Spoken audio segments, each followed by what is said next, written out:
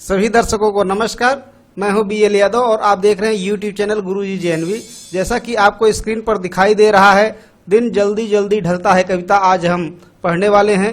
इस कविता के कवि हरिवंश राय बच्चन जी हैं, जिनका चित्र आप स्क्रीन पर देख रहे हैं। लेकिन हम इस कविता को पढ़ने से पहले चलिए हरिवंश राय बच्चन जी के बारे में थोड़ा सा जान लेते हैं, क्योंकि जब तक हम हरिवंश राय बच्चन जी के जीवन के बारे में नहीं जानेंगे तब तक हम इस कविता का जो वास्तविक अर्थ है वो हम नहीं समझ पाएंगे। देखिए, जो भी कवि लिखता है वो अपनी भोगी हुई जो व्यथा रहती है उसी को लिखता है, वही उसका कथ्य होता है। तो चलिए हम जान लेते हैं। हरिवंश राय बच्चन जी का जन्म 1907 में प्रतापगढ़ जिला उत्तर प्रदेश के रानीगंज में हुआ था। और देखिए, ये एक संयोग है कि मैं भी वहीं उसी क्षेत्र से बिलोंग करता हूँ, रानीगंज से, और आपको उनकी कविता पढ़ा रहा हूँ। तो इनका जो विवाह हुआ था 19 वर्ष की आयु में श्यामा जी के साथ हुआ था, और विवाह के 10 वर्ष बाद 1936 में उनका देहावसान हो जाता है। तो उस समय हरिवंश राय बच्चन जी अकेले पड़ जाते हैं। पत्नी के वियोग में, विरह में वे बहुत व्यथित हैं, दुखी हैं, और उसी दौर की ये लिखी हुई कविता है जिसको हम पढ़ने जा रहे हैं। तो आत्म परिचय उनकी 1937 की कविता है। 1938 में उनका एक काव्य संग्रह निशान निमंत्रण प्रकाशित हुआ था, तो उसी से ये कविता दिन जल्दी जल्दी ढलता है ली गई कविता है। और इस कविता में हरिवंश राय बच्चन जी ने जो कुछ अपना जो भोगा है वो लिखा है, लेकिन यह कविता जो है हर किसी पर लागू होती है। इनका जो दूसरा विवाह है 1941 में तेजी सूरी के साथ हुआ था, जो एक पंजाबन थी, और उनके ही बच्चे अमिताभ बच्चन हैं, तो जिनके बारे में आप जानते ही हैं। तो बस मुझे लगता है कि इतनी जानकारी आपके लिए पर्याप्त है इस कविता को समझने के लिए। तो चलिए अब हम पढ़ते हैं आगे और कविता का शुरू करते हैं वाचन। दिन जल्दी जल्दी ढलता है, दिन जल्दी जल्दी ढलता है, हो जाए न पथ में रात कहीं, मंजिल भी तो है दूर नहीं। यह सोच थका दिन का पंथी भी, जल्दी जल्दी चलता है, दिन जल्दी जल्दी ढलता है। बच्चे प्रत्याशा में होंगे, नीड़ों से झांक रहे होंगे, यह ध्यान परों में चिड़ियों के भरता, कितनी चंचलता है, दिन जल्दी जल्दी ढलता है। मुझसे मिलने को कौन विकल, मैं हूँ किसके हित चंचल, यह प्रश्न शिथिल करता पद को, भरता उर में विह्वलता है, दिन जल्दी जल्दी ढलता है, दिन जल्दी जल्दी ढलता है। तो कविता में कुछ शब्द जो आए हुए हैं इनके अर्थ भी हम जान लेते हैं। तो चलिए, जैसा कि स्क्रीन पर आप देख ही रहे हैं, ढलता है शब्द आया हुआ है पहली ही लाइन में, ढलता है। तो ढलता है का अर्थ होता है समाप्त होता। और दूसरा जो शब्द दिख रहा है, पथ, परिचित ही हैं आप, रास्ता, और मंजिल, मंजिल अर्थात लक्ष्य, गोल। इसके बाद पंथी है। पंथी का मतलब होता है यात्री, राही, पैसेंजर। और प्रत्याशा, प्रत्याशा का मतलब होता है आशा। इसके बाद जो शब्द है वो नीड़, नीड़ अर्थात होता है घोंसला, पक्षियों का घोंसला, नेस्ट, जिसको आप जानते हैं। इसके बाद है पर, पर मीन्स होते हैं पंख, चिड़ियों के पंख। अब चंचलता, चंचलता अर्थात अस्थिरता। और इसके बाद हित है शब्द, हित मतलब वास्ते, लिए। इसके बाद है आपके सामने चंचल, चंचल का मतलब होता है क्रियाशील। इसके बाद है शिथिल, शिथिल का मतलब होता है ढीला। अब इसके बाद जो शब्द है पर, पद, पद का मतलब होता है पैर। आगे शब्द है विह्वलता, विह्वलता का मतलब होता है बेचैनी। और शब्द जो एक छूट रहा था उर, उर मतलब होता है हृदय। तो आपको ये सारे शब्दों के अर्थ पता हो गए हैं। अब आपको कविता का अर्थ समझने में काफ़ी सहूलियत होनी चाहिए। तो चलिए हम कविता पढ़ते हैं। दिन जल्दी जल्दी ढलता है। तो ये जो कविता है हरिवंश राय बच्चन जी की है।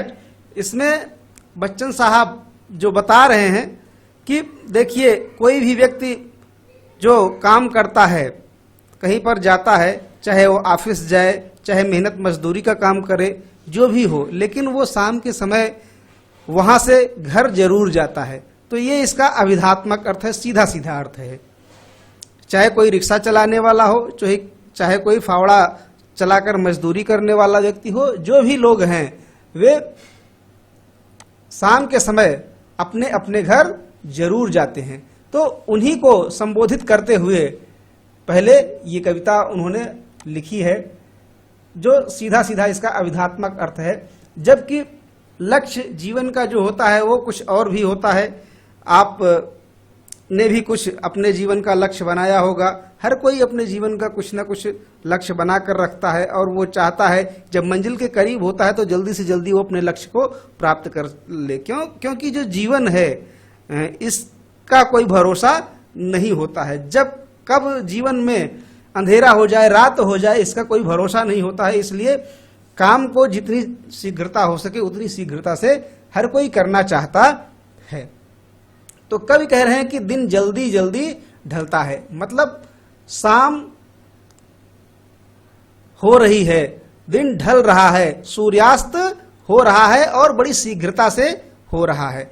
और यह देख करके, यह सोच करके कोई भी व्यक्ति जो वापस अपने घर, अपने गंतव्य स्थल जा रहा है, वो सोचता है कि हो जाए न पथ में रात, कहीं कहीं ऐसा ना हो कि वो स्लो चले, धीरे चले, तो जिसके कारण रास्ते में ही रात हो जाए और वो घर समय से ना पहुंच पाए। लेकिन अगर वो घर के करीब होता है, जब उसकी मंजिल पास होती है, तो उसके मन में एक उत्साह आ जाता है और वो सोचता है कि बस अब तो जल्दी से ही पहुंच जाए। और इस उत्साह के कारण उसके जो पैर होते हैं, पैरों में थोड़ी और तेजी आ जाती है और वो जब मंजिल को पास देखता है तो वो सोचता है कि जल्दी से लपक करके हम मंजिल को प्राप्त कर लें।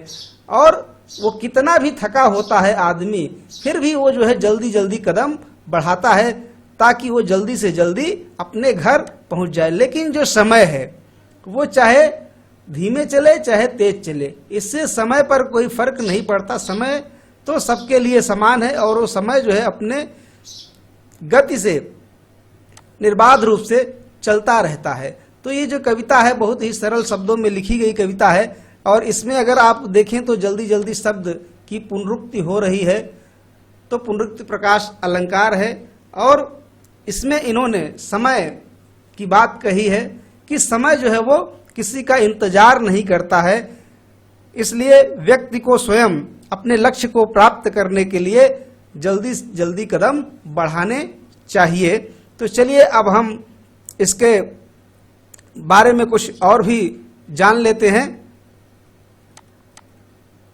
तो जैसा कि आपको स्क्रीन पर दिखाई दे रहा है, हम बात करने वाले हैं शिल्प सौंदर्य की। तो शिल्प सौंदर्य में पहले भी आपको बताया था कि जल्दी जल्दी जो शब्द आया है 2 बार, तो उसमें पुनरुक्ति प्रकाश अलंकार है। आपको पता है कि कोई शब्द यदि रिपीट होता है तो उसमें पुनरुक्ति प्रकाश अलंकार होता है तब तक जब तक उसमें कोई दूसरा अर्थ न आए। यदि अगर शब्द रिपीट होता है और उसके अर्थ बदल जाते हैं तो वहां पर यमक अलंकार होता है। लेकिन यहाँ पर ऐसा कुछ नहीं हो रहा है, इसलिए यहाँ पर जल्दी जल्दी में पुनरुक्ति प्रकाश अलंकार है। और कविता में सरल प्रतीकों का प्रयोग हुआ है। कविता की भाषा सरल है, सहज है और भावों के अनुकूल है। कविता के इस पद में जो पहला हमने पढ़ा पद्यांश, इसमें शांत रस है। और अब कविता के भाव सौंदर्य की यदि बात करें तो कवि ने पथ और राहगीर के माध्यम से जीवन और सत्य को प्रकट किया है। तो कविता का जो पहला पद्यांश है, उम्मीद है आपको समझ में आ गया होगा। अब चलिए इस कविता को अच्छी तरीके से समझने के लिए कविता के इस पढ़े हुए अंश पर कुछ अर्थ ग्रहण संबंधी प्रश्नोत्तर जान लेते हैं ताकि कविता और आसानी से आपको समझ में आ सके। तो देखिए, पहला प्रश्न स्क्रीन पर आपको दिखाई दे रहा है, हो जाए न पथ में, यह किस पथ की ओर, यहां किस पथ की ओर कवि ने संकेत किया है। तो इसका उत्तर है, हो जाए न पथ में के माध्यम से कवि जीवन रूपी पथ की ओर संकेत किया है। तो हम यहाँ पर उत्तर इसलिए आपको दिखा रहे हैं ताकि परीक्षा के समय जब प्रश्न पूछे जाते हैं तो आप इसी प्रकार से उत्तर लिखें। बहुत सारे विद्यार्थी जो मेन कंटेंट रहता है उत्तर लिखने का, वो ना लिख करके पता नहीं क्या क्या लिख देते हैं और जिसके कारण उनको अंक नहीं मिल पाते हैं। तो इसलिए हम यहाँ पर बता रहे हैं ताकि आप समझ सकें कि आपको कितना उत्तर लिखना होता है। आगे देखते हैं प्रश्न, पथिक के मन में क्या आशंका है। तो पथिक के मन में यह आशंका है कि पथ में ही कहीं रात न हो जाए, अर्थात लक्ष्य की प्राप्ति से पहले ही कहीं जीवन का अंत ना हो जाए। अगला प्रश्न देखते हैं, पथिक के तेज चलने का क्या कारण है। तो उत्तर है, पथिक तेज इसलिए चलता है क्योंकि शाम होने वाली है, उसे अपना लक्ष्य समीप नजर आता है, रात न हो जाए इसलिए वह जल्दी चलकर अपनी मंजिल तक पहुंचना चाहता है। आगे प्रश्न है, कवि दिन के बारे में क्या बताता है। तो कवि दिन के बारे में बताता है कि दिन जल्दी जल्दी ढलता है। दूसरे शब्दों में कह रहा है कि समय परिवर्तनशील है, वह किसी की प्रतीक्षा नहीं करता है। आगे दूसरा पद्यांश हम पढ़ लेते हैं, बच्चे प्रत्याशा में होंगे, नीड़ों से झांक रहे होंगे, यह ध्यान परों में चिड़ियों के भरता कितनी चंचलता है, दिन जल्दी जल्दी ढलता है। तो जैसा कि आप स्क्रीन पर देख रहे हैं, हरिवंश राय बच्चन, क्षमा करें, जो किताब है उसी किताब से ही हमने ये चित्र लिया है। जो स्क्रीन पर आप देख रहे हैं एक घोंसला है छोटा सा, इस घोंसले में 3 चूजे, चिड़ियों के बच्चे आपको दिखाई दे रहे हैं जो अपनी चोंच खोले हुए हैं और ये बाहर की ओर देख रहे हैं और प्रतीक्षा कर रहे हैं अपने माता की, मादा चिड़िया की प्रतीक्षा कर रहे हैं कि वो जल्दी से जल्दी आए और इनके खुले हुए चोंच में चुग्गा डाल दे। तो और अब यहाँ पर हम कविता पर आते हैं और देखते हैं कि बच्चे प्रत्याशा में होंगे। तो बच्चे प्रत्याशा में, आशा में होंगे। क्या आशा में होंगे? कि उनकी माँ आए और जल्दी से उनको भोजन कराए, उनको प्यार दे। आगे हम बात करते हैं तो देखिए वो क्या लिख रहे हैं कि नीड़ों से झांक रहे होंगे। वो क्या कर रहे हैं? नीड़ों से, घोंसलों से अपने झांक रहे होंगे। यह ध्यान परों में चिड़ियों के भरता कितनी चंचलता है। और जो चिड़िया है, मादा चिड़िया है, वो सोचती है कि जो उसके छोटे छोटे बच्चे हैं घोंसले में पड़े हैं, वो उसकी राह देख रहे होंगे, उसकी प्रतीक्षा कर रहे होंगे। जो कि देखिए यहाँ पर आपको स्क्रीन पर देखिए ध्यान से, तो ये उड़ती हुई चिड़िया दिखाई दे रही है, ये घोंसले में आना चाहती है।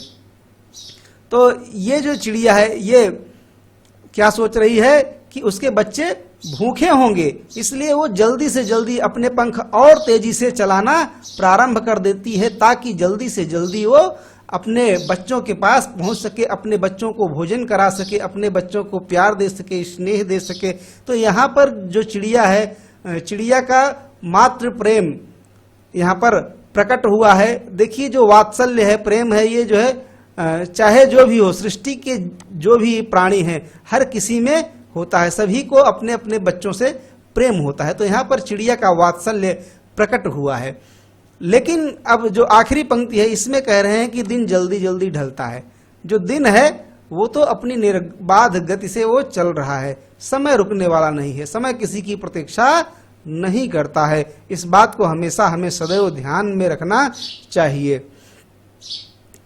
तो यहाँ पर इस चिड़िया के माध्यम से बच्चन साहब ने ये बताया है कि जैसे चिड़िया होती है वो अपने शाम के समय अपने बसेरे में, घोंसले में जाती है, वैसे ही कोई भी व्यक्ति जो बाहर कमाने जाता है, जब वो शाम हो जाती है तो अपने घर की ओर लौटता है और वो सोचता है कि जो उसके छोटे छोटे बच्चे हैं, उसकी जो भार्या है, पत्नी है, वो सभी उसकी प्रतीक्षा कर रहे होंगे, उसका इंतजार कर रहे होंगे। वो चाहता है कि वो जल्दी से जल्दी घर पहुंच जाए और अपने परिवार के समय अपना समय व्यतीत करे। तो यहाँ पर जो है, जो सांसारिक जीवन है, चिड़िया के माध्यम से उन्होंने यह सांसारिक जीवन के बारे में, सांसारिक जीवन के सत्य के बारे में उन्होंने बताने का प्रयास किया है, लेकिन साथ ही साथ उन्होंने ये भी आखिर में फिर से कह दिया कि दिन जल्दी जल्दी ढलता है, लेकिन जो समय होता है वो किसी की प्रतीक्षा नहीं करता है। आप चाहे घर जाओ या न जाओ, चाहे आपको बच्चों की याद आए या नहीं आए, लेकिन जो दिन है वो तो किसी की प्रतीक्षा नहीं करेगा। दिन तो अपने समय पर ही डूबेगा।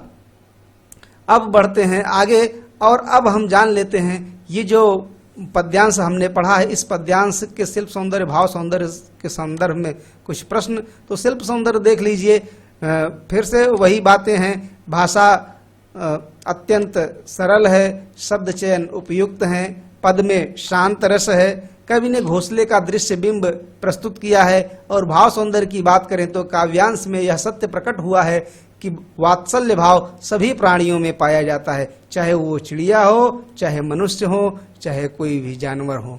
तो अब हम बढ़ते हैं आगे और अब हम कुछ अर्थग्रहण संबंधी प्रश्न भी जान लेते हैं, ताकि हमारा कोई भी संदेह, हमारे मन में कोई भी संदेह, किसी भी प्रकार का संदेह ना रहे। तो चलिए देख लेते हैं प्रश्न। बच्चे किसका इंतजार कर रहे होंगे तथा क्यों? तो बच्चे अपने माता पिता के आने का इंतजार कर रहे होंगे, क्योंकि उनके पहुंचने पर ही उन्हें भोजन और माँ का प्यार मिलेगा, दुलार मिलेगा। आगे प्रश्न है, चिड़ियों के घोंसलों में किस दृश्य की कल्पना की गई है? तो चिड़ियों के घोंसलों में उस दृश्य की कल्पना करता है कवि कि जिसमें अपने बच्चे माता पिता की प्रतीक्षा में बाहर की ओर झांकने लगते हैं। तो यहाँ पर एक बढ़िया सुंदर दृश्य बिंब उपस्थित हुआ है। आगे हम बढ़ते हैं, तीसरा प्रश्न देख लेते हैं। चिड़ियों के परों में चंचलता आने का क्या कारण है? चिड़ियों के परों में चंचलता इसलिए आ जाती है क्योंकि उन्हें अपने बच्चों से मिलने की आतुरता होती है। वे जल्दी से जल्दी अपने बच्चों को भोजन, स्नेह व सुरक्षा देना चाहती हैं। आगे प्रश्न देख लेते हैं। इस अंश के द्वारा किस मानव सत्य को दर्शाया गया है? इस अंश के द्वारा कवि ने इस मानव सत्य को दर्शाया है कि माँ के हृदय में अपने बच्चों से मिलने की अत्यंत अधीरता होती है। वो चाहे जो भी हो, चाहे वो मनुष्य हो, चाहे वो पशु हो, चाहे पक्षी हो, हर माँ अपने बच्चे से जल्दी मिलना चाहती है। आगे देखते हैं आखिरी पद्यांश, और इसी पद्यांश में आपको पूरा का पूरा अर्थ क्लियर हो जाएगा कि बच्चन साहब ने ये किसके लिए लिखी है। मुझसे मिलने को कौन विकल, उन्होंने प्रश्न किया है, प्रश्न चिन्ह आप देख रहे हैं। मुझसे मिलने को कौन विकल, मैं हूँ किसके हित चंचल, यह प्रश्न शिथिल करता पद को भरता उर्मे विह्वलता है, दिन जल्दी जल्दी ढलता है।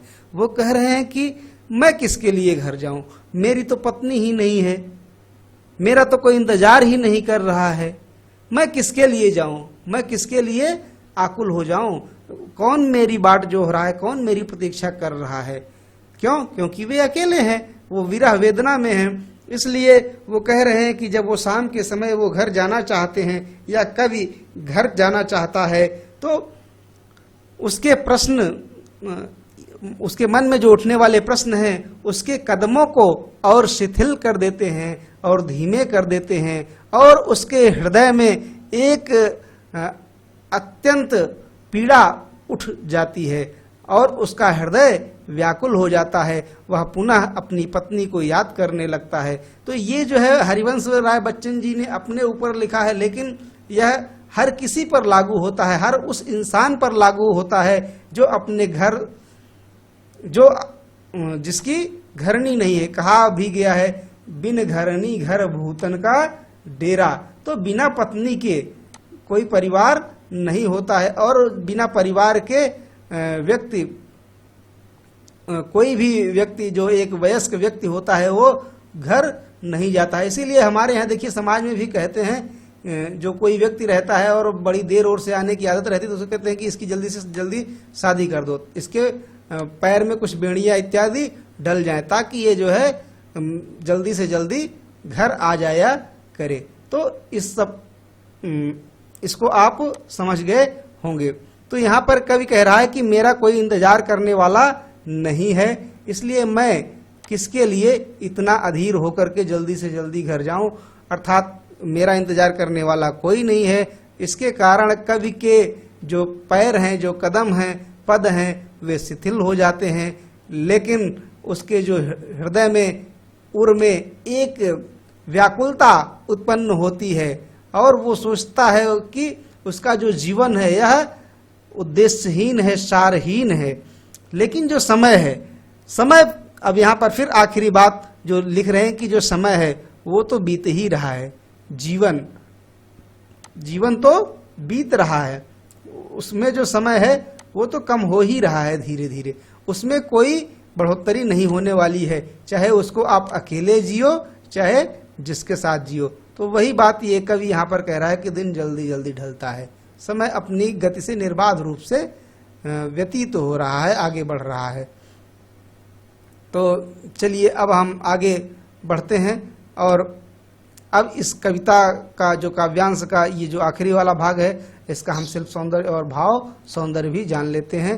तो भाव सौंदर्य की बात करते हैं तो इसमें जैसा कि आपको स्क्रीन पर दिखाई दे रहा है, मैं पढ़ देता हूं, आप समझ लीजिए। कवि ने सरल विधि से अपने भावों की अभिव्यंजना की है, उनकी भाषा उनकी मनोदशा का परिपूर्ण चित्रण करने में सफल रही है। रचना में एकाकी जीवन बिताने वाले व्यक्ति की मनः स्थिति की प्रस्तुति हुई है, एकाकी जीवन का वास्तविक चित्रण किया गया है।